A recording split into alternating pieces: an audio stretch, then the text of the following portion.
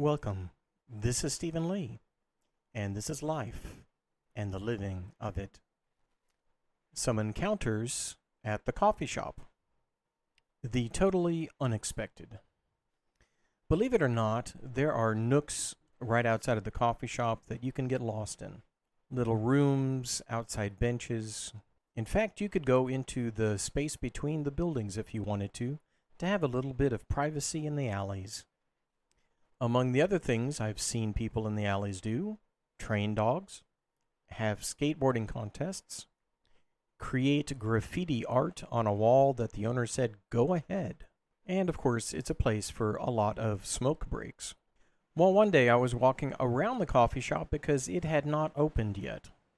And as was my custom, I was walking up and down the alley seeing what new art might be on the walls. And I saw a man in a collar practicing his sermon. Yes, of all the strange things to see in the alleys of a coffee shop, a pastor practicing his sermon is probably the strangest I've seen. He was kind of whisper shouting, just loud enough for me to hear it, but probably not loud enough for people in the buildings to hear it. And he was faced away from me, so I thought I would just stand there and listen to him. And oh, he had a fiery disposition. I almost felt like I was looking back on some of the fire and brimstone pastors that I've known in my youth. And you know, he had that cadence, that da-da-da-da-da-da-da-da-da-da-da. And he had a Bible in his hand, and that Bible was open to a passage.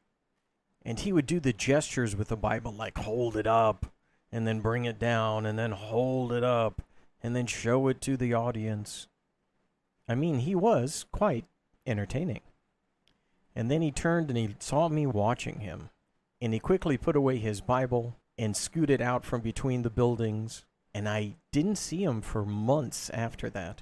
I didn't know if he was local or if he was just stopping by or if he lived in one of those buildings. I don't know. Well, I did meet him again at the coffee shop sometime later. In front of him were two Bibles. One was an old black worn one.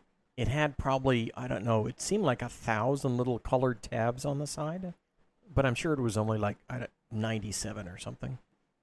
You could see writing on the margins and highlights on almost every page. And then he had a gold-trimmed Oxford Study Bible next to it. And this also had a few colored tabs, but only about 20. And he looked up and we recognized each other, and I invited myself to sit down next to him, and we had a chat. I asked if that was normally how he preached, and he says, yeah, he'd been doing that for about 10 years. His father was a preacher, and his grandfather was a preacher, and his great-grandfather was a preacher. And I asked if all three of them had preached that way. And he says, yeah, from his great-grandfather down to him, they all preached the same way. And then I pointed to the two Bibles. I said, which of these Bibles do you preach from? And he pointed to the one that had like 1,000 tabs on it. The older one, the well-worn one, the one with creases and highlights and writing in the margins. And I said, well, what are those tabs on the side? And he said, these are verses that I preach from. They're color-coded by sin. By sin? He said, yeah, these green ones are greed. And indeed, there were lots of green tabs. And these red ones are for sexual immorality. And there were a few red ones. And I said, well, what are the black ones for? He said, oh, that's sinning against God directly. Taking the Lord's name in vain. Not obeying the commandments. And I asked him if he liked preaching. And he said, not really. I said, but you seem to have a cadence and you seem to have it worked out. And you seem to know how to motivate and how to project and how to enunciate. And he said that, yeah, he was good at all those things. I said, so why don't you like preaching? He said, because I feel worse telling people how bad they sin when I know that I sin just as badly. And then he went on to tell me that it just wasn't satisfying anymore to get in front of people to give those hellfire and brimstone eternal damnation sermons. How he didn't like using fear anymore to motivate people into church, to motivate people to give more, to motivate people to go and get people, new people in the church. He was just tired.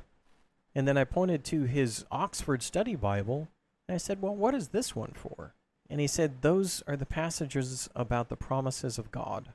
And he told me he would love to preach about the promises of God, but that his father, who was the head pastor of the church, scared him into doing the same thing he did every Sunday, because it's what was expected of him. Now, he talked a lot more, but I kind of felt bad for myself and of myself, because when I saw this man in the alleys practicing, I automatically assumed he was proud, he loved preaching the way he preached. And I was going to write him off as just another talented, yes, but another fundamental preacher. But now, having talked to him, I saw that he was a person trapped like a lot of us are trapped. He was very good at fulfilling the expectations of what he thought a pastor should be, of what his dad thought a pastor should be. But what he really wanted to preach about was hope and promises and love and forgiveness and reconciliation. It was very unexpected, a pastor preaching in the alleys of the coffee shop. The cross. I was in the coffee shop talking with some people about the seminary I was in and some of the classes I was taking, and we finally got to the ministry of the cross, the theology of the cross. Throughout history, the uses of the symbol of the cross, including in swords and shields and instruments of war. And then a little about how, for some people, the cross is a sign of hope. It's a reassurance. And as we were talking, this Hispanic man who had been hovering right outside the coffee shop came straight up to us. And he said he knew exactly why the cross was still the symbol of Christianity for most people. Well, we kind of all looked at each other and then looked expectantly at him. And he said, for me and my people, the cross is the only symbol that represents us. When I asked him what he meant, he said, we can look at it and know that when we are persecuted, he was persecuted. When we suffer, he already suffered. When we are in torment, he was in torment. And then I asked, so you see yourself in the cross? And he said, no, but Jesus knows I see him clearly when I am on the cross. He paused then and he said, some of us never leave the cross. And he walked down the street at that, leaving us, and me especially, in humble amazement. And I looked at my two companions, and both of us had that expression like, did that just happen? And yeah, it just happened. It's a dog's life. Can you hold my dog? I was asked by a stranger outside the coffee shop. She was carrying this very small, big-eyed dog in the crook of her arm, while trying also to rummage through her purse and simultaneously talking on her phone, which was in her other hand. So I said, sure, and I carefully took the little dog in my arms as she dove into her purse. And then I heard, oh, careful, she might try to bite you. Okay, well, could be interesting. So I asked the dog, you aren't going to bite me, are you? I got that look back like she was certainly thinking about it. Well, the woman turned her back and started pacing while talking on the phone. I kind of thought that she forgot all about me and the dog.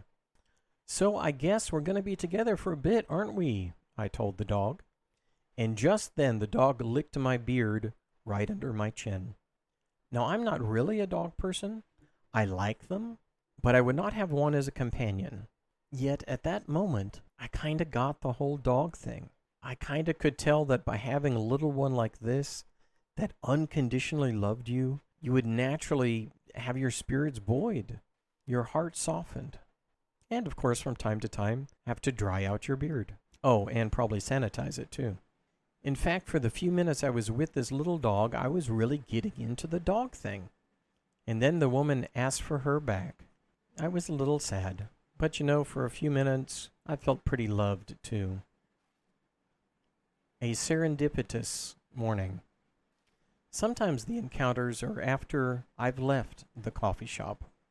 One day I needed to leave a bit early, and I started driving down the road. I saw out the window one of my dear friends on the side road near the feed store. And so I turned down the street and rolled down my window and said hi, and we started talking there at the car, and she started sharing some of the problems she was having. And while talking with her, the little door next to the store opened and one of my favorite couples came out. It seemed that this couple had helped my other friend already because my friend thanked them for the soup that they delivered and the sandwiches when she was very, very ill. Now, my friend I had not seen in months. She had had a rough time, not only being sick, but a lot of emotional things were happening in her life. And I also knew the woman in the couple had been having a significantly difficult time as well. And I also knew her husband was also having a significantly hard time. And right there, we all kind of hugged each other. Those long hugs, the wraparound hugs, the sobbing hugs, the tear-filled hugs. And it became a hug fest, but also a love fest. That we four were just there for each other. A feed store love fest happening outside the coffee shop. Let me share with you one of the best mornings at the coffee shop. I had just ordered my coffee when this biker in nylon came to the counter and we started talking. Shumik was a writer for Texas 4000. It was a drive for cancer research, and Shumik was open and kind and approachable. He had this wonderful laugh, and thus started one of the many conversations that morning. He invited me to join the bikers' ceremony of gratitude, and in the gratitude ceremony, they spoke the names that they would carry with them on their bike trip today. I walked with them over to that area and the rest of the bikers and sat down and started this wonderful conversation with them.